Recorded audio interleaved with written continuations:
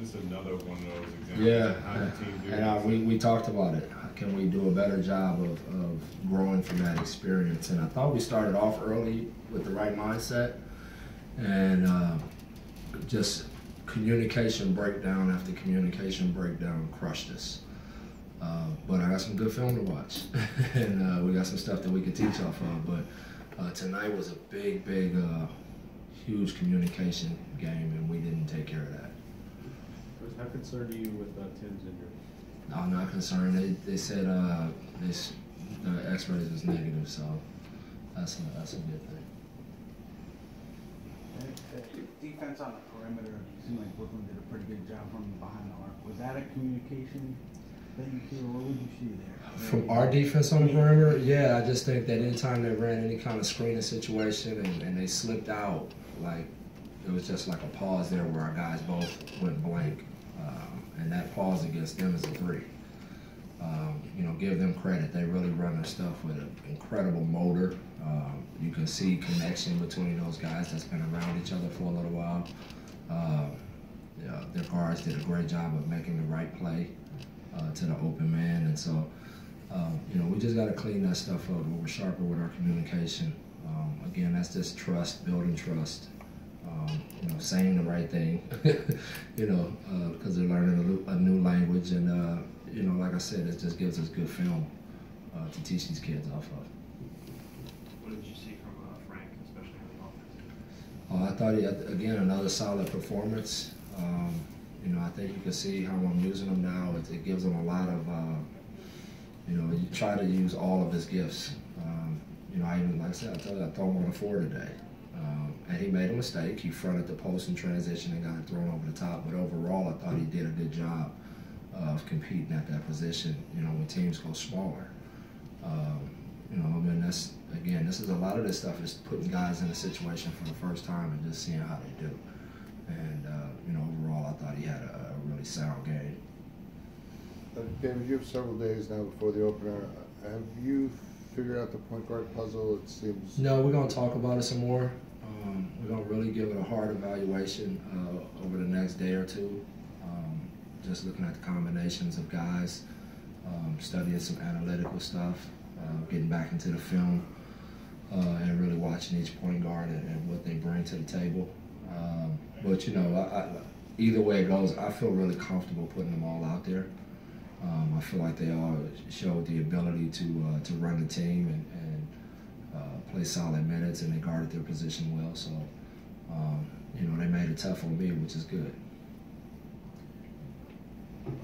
Knowing that the league is a 3-point driving league, and you guys are taking only 21 shot off there. Yeah. Like, is that an aspect of the game that you're going to work on for the team? 3-point shooting? Yes. Getting more threes? Yes.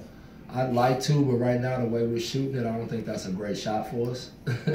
You know, everybody can try to be Golden State, but you got to have the personnel to actually do it. And, you know, right now, I think we got to get to where we understand our offense and our spacing, understand how to move without the basketball, the execution and timing of our offense. And as we get shots out of that offense, and guys start to learn where their shots are coming from, I think those percentages will go up, and I think the attempts will go up some too. But right now, I'm not really concerned with the fact that we're not shooting 30, 40 a game, because that's just not a great shot for us right now to be putting up that many. Dave, what analytics are you looking at when you're trying to evaluate? I'm giving you my goodies, man. Come on. You're looking at a bag of numbers. That's what I'm looking Just indiscriminate numbers. No, I got some good numbers on my others I look at, but I ain't giving them all to you. But what numbers matter when you're trying to evaluate preseason? Well, I mean, I tell you, the one thing I'll tell you and give you is I'm obviously going to look at group production. You know, which groups were, you know, had the best offensive and defensive efficiency together. You know, which groups played the best together. That's the obvious one, just from a number standpoint. But the rest of it, you can guess.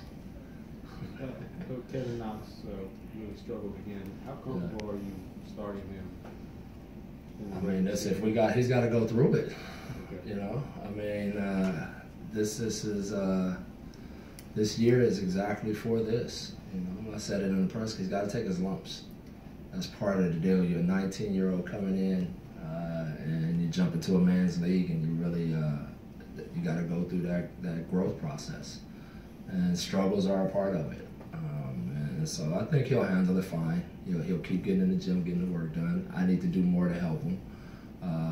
But his focus and his attention is in the right place, and I think he'll pull himself out of this. But this is expected. I just, who knows when the slumps hit rookies.